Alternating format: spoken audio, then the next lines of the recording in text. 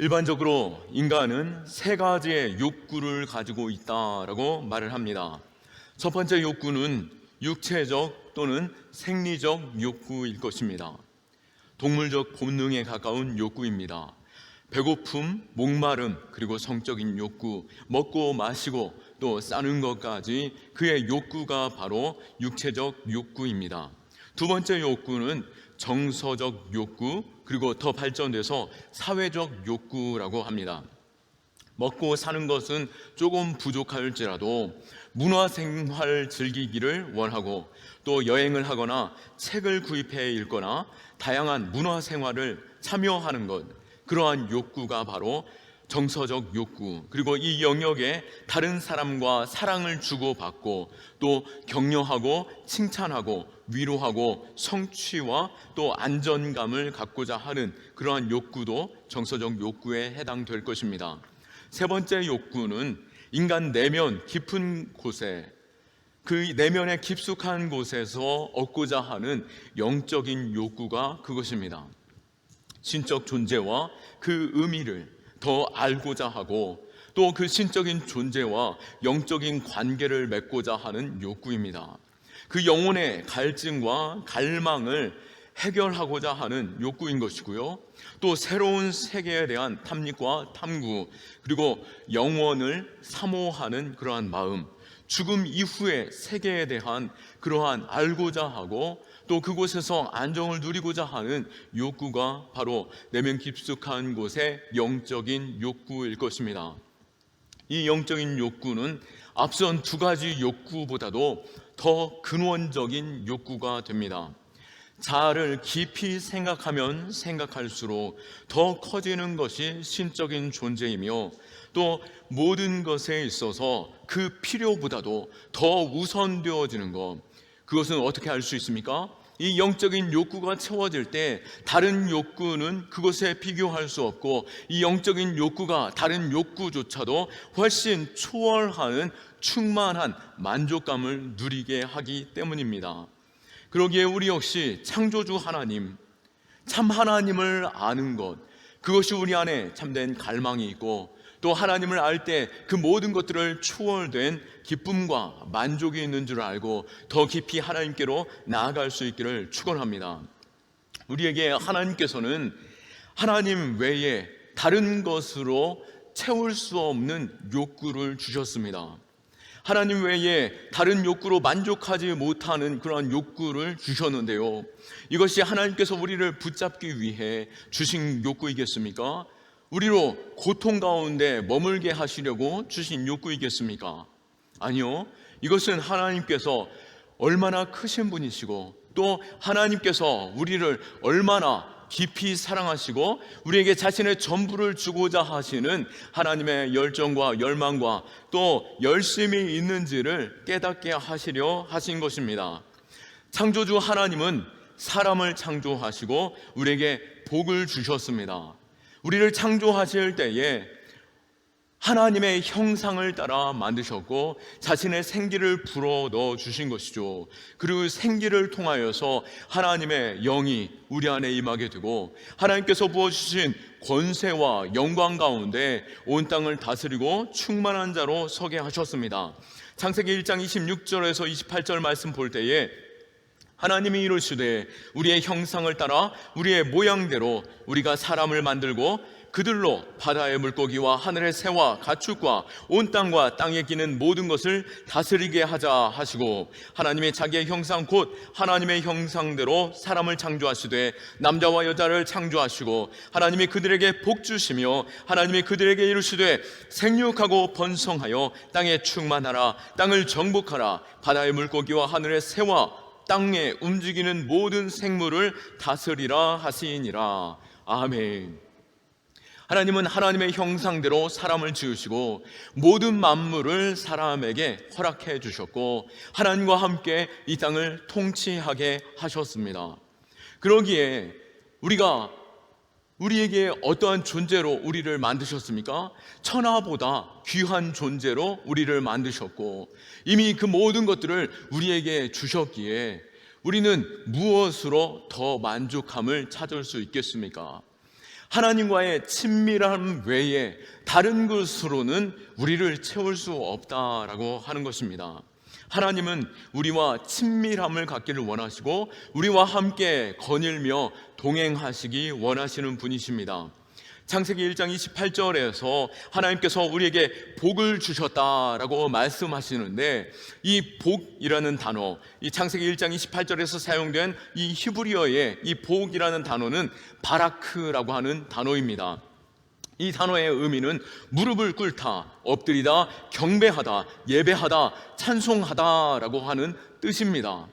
지금 누가 누구에게 복을 주었다라고 말씀드렸습니까? 하나님이 사람에게 복을 주었다라고 하시는 이 복의 단어가 하나님이 사람에게 엎드렸다, 경배했다, 찬송했다, 그를 높여 주었다라고 하는 단어로, 하나님이 예배 받으실 때 사용하시는 그 단어로 사람에게 복 주었다라고 말씀하고 계시는 것입니다. 쉽게 말해 사람에게 하나님께서 엎드려 경배했다라고 하는 의미로도 우리는 볼 수 있는 것이죠. 하지만 이것의 깊은 의미를 우리는 더 생각해 보아야 합니다. 하나님께서 왜 사람에게 엎드렸다라고 말씀하실까요?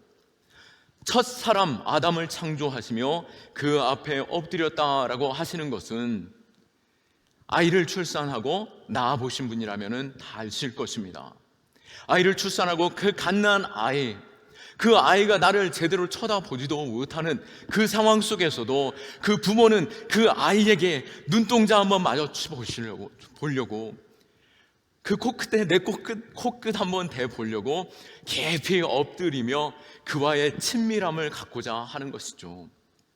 마찬가지로 하나님께서는 자신의 형상대로 만드신 그 사람을 향하여 깊이 엎드리며 그와의 친밀함을 갖고 그와 깊은 교제를 가지고 계신다라고 하심을 알 수 있는 것입니다.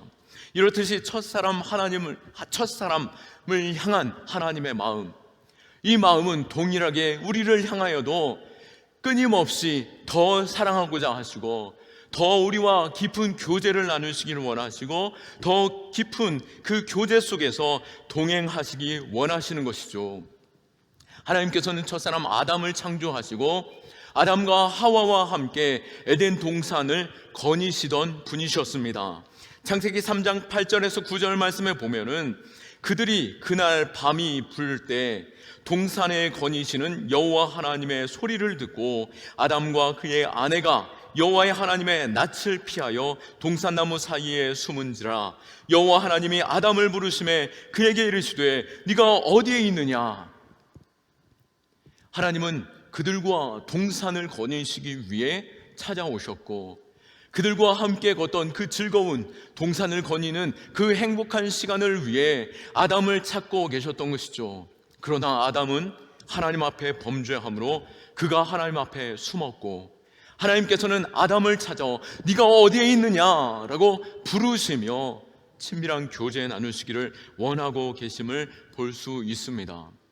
지금도 하나님은 우리를 찾고 계시고 우리와 함께 동행하기를 원하시고 우리와 깊은 친밀함 속에 들어가기를 원하시는 것입니다. 우리 안에 영적인 갈망, 갈급함, 이것은 무엇으로도 채울 수 없는 존재로 하나님께서 우리를 만드셨습니다. 이미 그 모든 것들을 우리에게 주셨기 때문인 것이죠. 그리고 더 깊은 만족, 하나님과의 그 친밀함을 우리 안에 채우기 전에는 우리의 인생은 결코 만족할 수 없고 고독과 외로움이 끊임없이 찾아오게 되는 것입니다.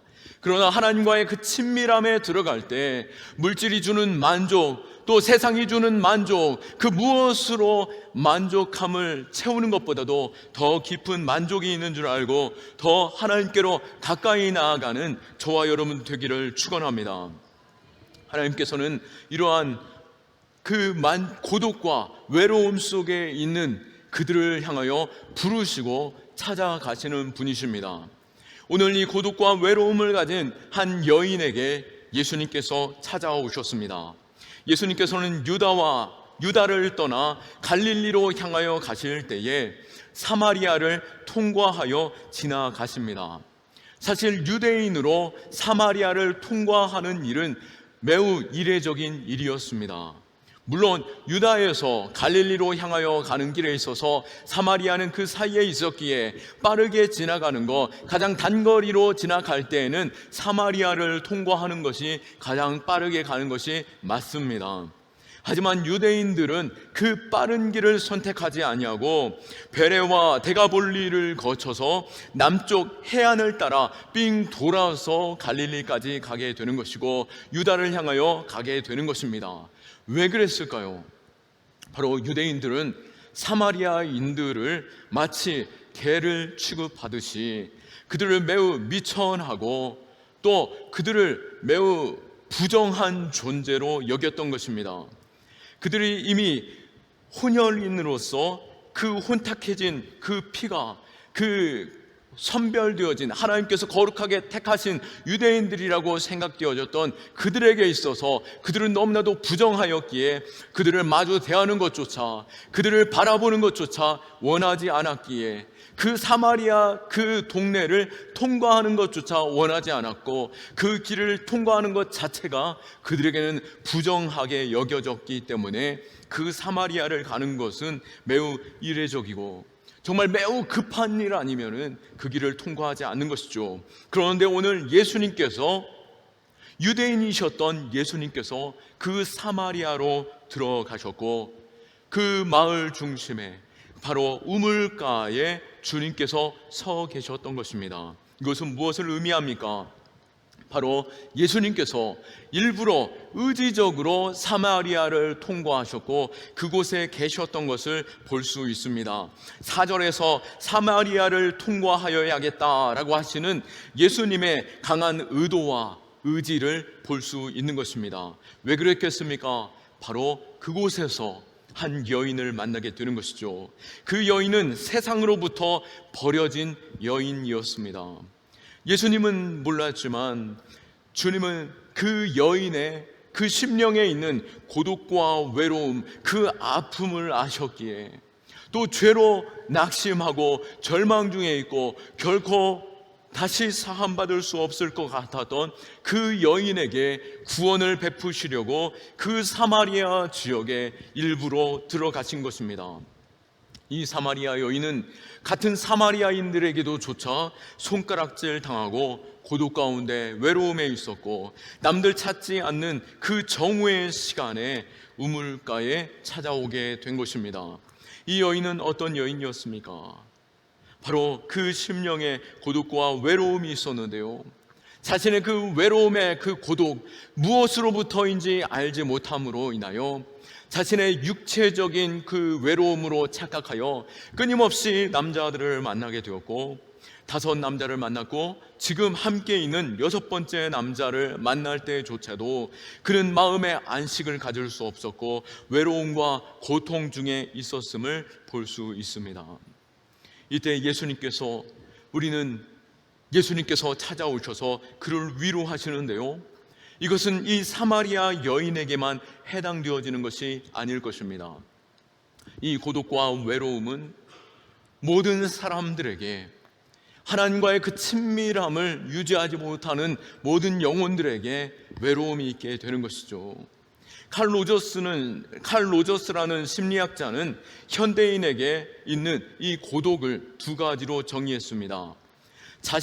자신으로부터 소외되는 상태, 즉 자기 자신이 자기 자신을 믿지 못하고 외면하고 거절하고 또 그 자신을 신뢰하지 못함으로 찾아오는 외로움이다라고 하는 것입니다.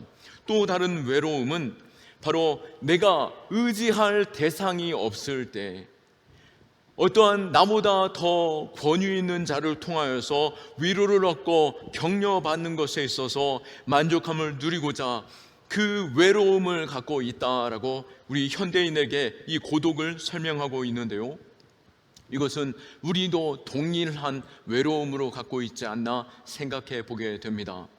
우린 여전히 죄인이기에 우리는 끊임없이 내 자신에 대한 낙심과 절망과 포기 중에 놓여지게 됩니다. 또 우리는 이 외로움에 있어서 어떤 누군가를 의지하려 하지만 그것에 있어서 온전히 그 고독을 채울 수 없음을 알게 되는 것이죠. 모두 한 사람 한 사람이 홀로 떠 있는 섬과 같이 외로운 자로 서 있다라고 하는 것입니다. 그렇기에 우리는 이 고독과 외로움 속에서 우리에게 위로해 주실 분, 우리의 빈 마음을 채워 주실 분을 만나야 하는 것이죠.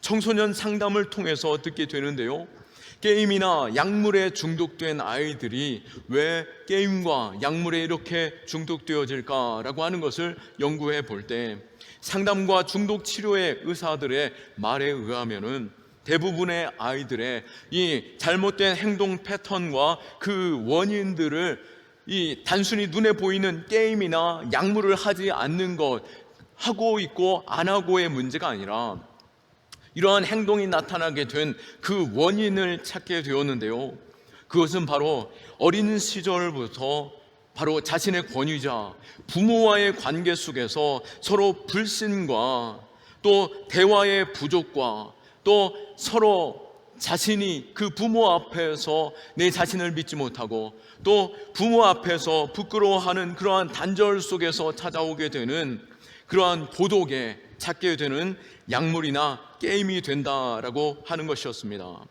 이 육체적인 정서와 그 욕구의 결핍으로 말미암아 중독으로 가게 되는데요, 이 어린아이가 부모를 권위자로 여기며 그에게 인정받고 싶은 마음, 그에게 사랑받고 싶은 마음에서 이러한 깊은 고독 속에 들어간다라고 하는 것입니다. 모든 영혼, 우리의 참된 아버지 하나님을 만나야만이, 또 그와의 친밀한 만족과 또 교제가 있어야만이 우리는 다른 것에 대한 중독과 또 다른 것을 붙잡는 인생의 외로움을 우리는 만족하게 될 수 있다라고 하는 것입니다. 우리가 잘 알고 있는 삭개오, 누가복음 19장에서 삭개오를 만나게 되는데요, 삭개오는 상당한 재산가였습니다. 많은 부를 취하고 있었던 것이죠. 악착같이 돈을 모았고 지위를 가져보았습니다. 그의 욕망이 그것으로 채워질 것이라고 생각했던 것이죠. 그러나 마음이 여전히 공허함에 있었고 외로움에 있었고 또 많은 사람들에게 인정받고자 하는 그러한 마음에서 로마에 충성해서 벼슬도 얻었지만 남들에게 손가락질을 당하더라도 악착같이 노력해서 그의 큰 부를 누렸지만 여전히 공허함과 외로움에 있었습니다. 그러나 주님을 만남으로 그 모든 것들이 아무것도 아니었고 주님 한 분만으로 그 모든 것에 채우심과 기쁨을 누릴 수 있었고 그 모든 것은 자신에게 아무것도 아니었음을 고백하게 된 것처럼 오늘 예수님께서 이 사마리아 여인의 고독과 외로움에 찾아오셨고 5번씩이나 사람을 바꾸어 보았고 여전히 그 갈망과 외로움 속에 있는 그에게 찾아가 주셔서 그를 위로하고 참되 붙잡아야 하실 분, 또 참으로 붙잡아 위로와 격려를 얻어야 할 분, 그분 앞에 나아가도록 하나님께서 이끄시고 계심을 볼 수 있는 것입니다. 손에 없을 때 오는 공허함, 그것은 아마 우리가 달려가면서 붙잡아 보려고 하는 그러한 마음에서도 우리 안에 공허함을 채우고자 하는 열심에서 그나마 조금 만족함을 또 찾고자 하는 그 갈망의 위로는 될 수 있었을 것입니다. 그러나 우리가 많은 것을 손에 주어 보아도 또 내가 가지고자 하는 것들을 손에 가졌음에도 불구하고 여전히 공허하고 고독과 외로움에 있다라고 한다면은 그것을 그 타는 목마름은 아마 바닷물을 퍼 마시는 것과 같은 더 극심한 갈증으로 우리는 주저앉고 말게 될 것입니다. 우리는 여전히 타는 목마름과 외로움과 고독 중에 있습니까? 오늘 우리는 예수 그리스도를 만나야 하며 또 그러한 고통 중에 있는 영혼에게 예수 그리스도께서 찾아가시고자 하는 것처럼 우리가 그 마음을 알고 그들에게 찾아가야 할 것입니다. 고독 중에 있던 사마리아 여인을 예수님께서 만나 주셨습니다. 사람들의 시선을 피하기 위해 강렬한 태양이 비추는 그 정오 시간에 우물가에 찾아온 여인을 향하여서 예수님께서 그에게 물을 좀 달라라고 요청하신 것이죠. 그리고 그 여인이 유대인이심에도 불구하고 내게 물을 달라라고 하시는 그 이유를 알지 못하고 어쩌면 더 불안함과 두려움 속에 있었겠지만 예수님께서는 그 여인을 향하여 말씀하실 때에 13절에서 14절 말씀 보면 이 물을 마시는 자마다 다시 목마르려니와 내가 주는 물을 마시는 자는 영원히 목마르지 아니하리니 나의 주는 물은 그 속에 영생하도록 솟아나는 샘물이 되리라. 아멘. 바로 주님께서 친히 그 생수가 되시며 영원히 목마르지 않는 물을 소개하시면서 여인을 향하여서 이 물을 향한 갈망을 갖게 하는 것을 볼 수 있습니다. 그 여인이 이 물에 대한 그 샘물에 대한 관심을 가질 그때에 예수님께서는 대뜸 말씀하시죠. 16절 말씀에 가서 너의 남편을 데려오라 라고 말씀하십니다. 이 여인은 낯선 남자에게 자신의 수치를 드러내고 싶지 않았기에 나에게는 남편이 없다라고 고백합니다. 이때 예수님께서 17절에서 18절에 말씀하시죠. 네가 남편이 없다 하는 말이 옳도다.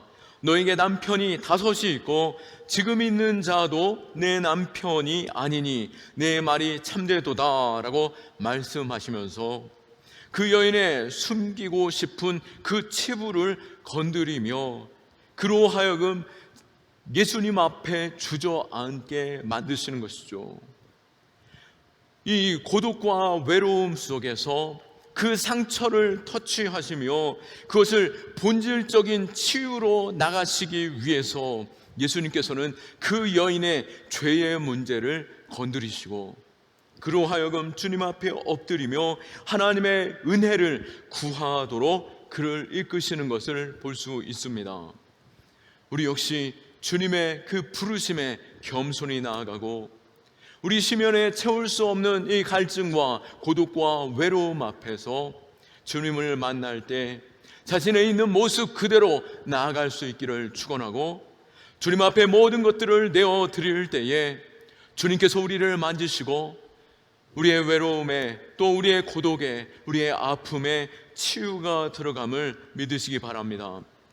우리는 예수님을 만남으로 참된 위로와 평안을 누릴 수 있고 예수님을 만남으로 모든 고독과 그 목마름을 해결함 받을 수 있는 것입니다. 이 여인이 예수님을 만남으로 예수님께서 자신의 모든 치부를 드러내 보이시고 자신이 메시아 되시고 자신이 생명의 샘물 되심을 드러내심으로 말미암아 이 여인은 자신의 모든 고독과 목마름에서 벗어날 수 있게 된 것입니다. 할렐루야. 우리의 모든 고독과 외로움과 또 공허함 그 모든 것들을 충만하게 채우실 분 오직 하나님이시며 예수 그리스도를 만날 때에 이러한 갈증이 해소됨을 믿으시기 바랍니다. 그렇다면 우리 또한 이 하나님과의 그 친밀함 가운데 나아가고 하나님께로 그 인생의 답을 얻고 복을 얻는 자리임을 안다라고 한다면 더 깊이 나아가고 주님과 동행하고 주님의 그 만지심으로 또 주님의 그 말씀으로 주님의 성품으로 우리 안에 가득 채우시기를 축원하는데요. 오늘 이 예배를 통하여서 하나님을 만날 수 있기를 축원하고 매일매일 주님께서 나와 함께 동행하심을 믿고 주님과 그 깊은 교제를 통하여 나의 모든 공허함과 그 외로움이 충만하게 채워질 수 있기를 축원합니다. 오늘 여인이 예수님을 만남으로 모든 목마름이 해결되었기에 그 여인은 이제 어떻게 변화되어 나아갑니까? 그 우물에 자신이 찾아왔던 그 목적조차도 잊어버리고 자신의 물동이를 우물가에 둔 채로 자신의 마을로 자신이 살던 동네로 급히 뛰어 달려갑니다. 그리고 사람들에게 가서 외치는 것이죠. 29절에 내가 행한 모든 일을 내게 말한 사람이 있으니 와서 보라 그가 그리스도가 아니냐라고 말하고 있는 것입니다. 우리 역시 예수 그리스도를 만나고 그와 친밀함으로 동행하며 우리의 모든 심연에 채울 수 없는 그 충만함이 예수 그리스도로 채워질 때 우리는 그 자리에서 머무는 자가 아니라 이 여인과 같이 외로움 가운데 있고 여전히 고독 가운데 있고 낙심 중에 있는 영혼에게 찾아가 위로를 전하고 평강과 복을 누리는 자로서 그 복을 증거하는 저와 여러분들 될 수 있기를 축원합니다. 이 코로나 시대에 너무나 많은 이들이 고독과 외로움 가운데 있습니다. 더욱이 마지막 생조차 가족과 함께하지 못하고 그들의 손 한번 잡아보지 못하며 눈을 감는 이들을 보게 됩니다. 쓸쓸히 외로움과 고독 속에서 사라지는 영혼들을 볼 때에 누가 그의 손을 잡아주고 그의 고독 속에 위로를 해줄 수 있겠습니까? 또 설 명절을 앞두고 더 우리는 외로움과 고독 속에 있는 영혼들을 우리 주변에서 볼 수 있는 것이죠. 우리가 이때에 그들에게 다가가 위로를 전하고 격려하고 또 그들을 세워줄 수 있기를 축원합니다. 무엇보다도 그 심령에 채울 수 없는 그 갈급함과 고독 속에 예수 그리스도의 그 사랑을 전하기 위해 우리는 더욱더 그들에게 나아가야 하는 것입니다. 예수님께서는 의도적으로 사마리아로 향하여 가셨고 그 여인을 만나셨다라고 3절에서 3, 4절에서 볼 수 있었던 것이죠. 갈릴리에서 이 유대에서 갈릴리를 향하여 가실 때에 사마리아를 통과하는 것 자체가 부담일 수 있고 사마리아인을 만나는 것 그것은 제자들에게도 외면당할 수 있는 그 일이었음에도 불구하고 예수님께서는 의지를 가지고 그곳을 향하여 그 여인을 만나 그의 모든 갈급함과 외로움과 그 고통을 채워주셨던 분이십니다. 우리도 우리 주변에 외로움과 고독 속에 있는 그 영혼에게 의지를 가지고 의도를 가지고라도 찾아가서 위로를 전할 수 있기를 축원합니다. 그리고 그들의 관심이 무엇이고 그들의 필요가 무엇인지를 바라볼 수 있어야 하는 것이죠. 예수님께서도 이 여인의 목마름을 아셨습니다. 육체적인 목마름, 그것이 우물가에서 채울 수 있는 것도 아니요 사람에게서 찾을 수 있는 것도 아니심을 알고 그에게 끊임없이 샘솟는 샘물 되시는 예수 그리스도 자신을 소개하셨던 것처럼 우리 역시 그들의 필요를 돌아보며 가능하다면 그의 그 필요에 직접적인 도움조차도 행할 수 있는 일들이 우리 이 설 연휴 기간에 있을 수 있기를 축원합니다. 그들에게 필요가 무엇인지 그들을 돌아보며 필요를 채워주고 또한 무엇보다도 그들에게 친구가 되어주는 것 그것이 우리 안에도 또한 필요한 것이죠. 예수님께서 우리에게 찾아오신 이유는 우리를 종 삼으려 오신 것이 아니라 친구 삼아 주시려 오셨다라고 말씀하십니다. 요한복음 15장 15절에 이제부터 너희를 종이라 하지 아니하리니 종은 주인이 하는 것을 알지 못함이라 너희를 친구라 하였으니 내가 내 아버지께 들은 것을 다 너희에게 알게 하였음이니라. 아멘. 친구는 그 친구의 마음을 이해하고 또 공감해 주고 필요를 돌아보며 말 없이 도와줄 수 있는 그런 사람이 바로 친구인 것이죠. 묵묵히 그와 함께하는 이가 친구인 것입니다. 예수님께서 우리의 친구 되어 주심으로 우리와 끊임없이 대화하시고 위로하시고 격려해 주십니다. 왜 그러실 수 있으십니까? 주님은 우리의 모든 것을 공감하시는 분이시기 때문입니다. 우리의 고통도 아픔도 슬픔도 눈물도 아시고 절망과 죽음조차 아시는 주님께서 친구 되어주심으로 우리와 함께 하십니다. 마찬가지로 우리 역시 이웃과 친구 되는 동행이 있어야 하는 것이죠. 하나님께서 아담과 하와와 동산에서 거닐었던 것처럼 예수님께서 우리와 거니시며 우리와 함께하고자 하는 그 마음을 아셨던 것처럼 우리 역시 예수님의 마음을 알고 하나님의 마음을 알고 이웃에게 다가가 위로를 전하는 것 그것이 있어야 하는 것이죠. 그리고 무엇보다도 우리는 그 심령의 깊은 외로움 삶의 육체적인 외로움뿐만 아니라 정서적인 외로움뿐만 아니라 영적인 외로움까지도 채워줄 수 있는 예수 그리스도를 소개하고 복음을 전하는 자 되어야 할 것입니다. 영원한 생수 되시는 예수 그리스도를 증거해야 하는 것이니 오늘 14절에서 만나는 예수님이시며 24절에서도 예수님을, 하나님을 친밀함 가운데 만날 수 있는 그 방법을 말씀하시는데요, 예배하는 자는 영과 진리로 예배를 드려야 한다라고 말씀하실 때에 예배할 때 하나님의 임재가 있고 예배할 때 하나님의 위로와 평강과 놀라우신 하나님의 계획과 그 충만한 사랑을 경험하게 되는 것입니다. 영과 진리로 예배하라 라고 말씀하실 때에 이 영은 예수 그리스도시요 예수님께서 보내신 성령님이십니다. 또 진리는 무엇입니까? 예수 그리스도를 통하여서 완성되어진 하나님의 약속의 말씀이시며 그 약속의 말씀을 반드시 지키시는 신실하신 하나님의 성품입니다. 하나님의 말씀을 의지하며 영원히 변하지 않는 그 진리의 하나님의 성품을 의지하여 나아갈 때 우리는 참된 위로와 평강과 놀라우신 하나님을 체험하게 되는 것이죠. 오늘 이 시간 참된 위로와 평강이 있기를 축원하고 하나님을 만나는 하나님의 약속된 그 말씀과 그 성품을 의지하여 담대히 살아가고 승리하는 저와 여러분 될 수 있기를 축원합니다. 말씀을 마칩니다. 예수님을 만나는 것이야말로 인생 최대의 기적이 될 것입니다.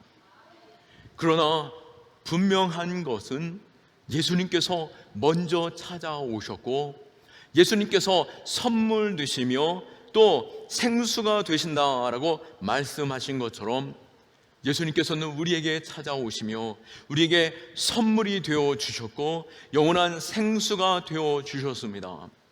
예수님께서는 또한 외로움 가운데 있는 자들에게 찾아가시려 우리의 손길과 우리의 마음 가운데 함께 하시며 친구 되신 그 심정으로 우리와 동행하시며 그 영혼들을 찾고 계시는 것이죠. 우리 역시 이 고독의 시간, 외로움의 시간, 더욱이 설 연휴를 앞두고 외로운 이가 누구이고 고독 가운데 있는 이가 누구인지 알아 돌아보고 우리의 심령의 체험과 그 충만함 속에서 그 영혼들의 그 충만함으로 나아갈 수 있도록 이끄는 저와 여러분들 될 수 있기를 예수 그리스도의 이름으로 축원합니다. 아멘. 우리 하나님께 영광의 박수 올려드리겠습니다.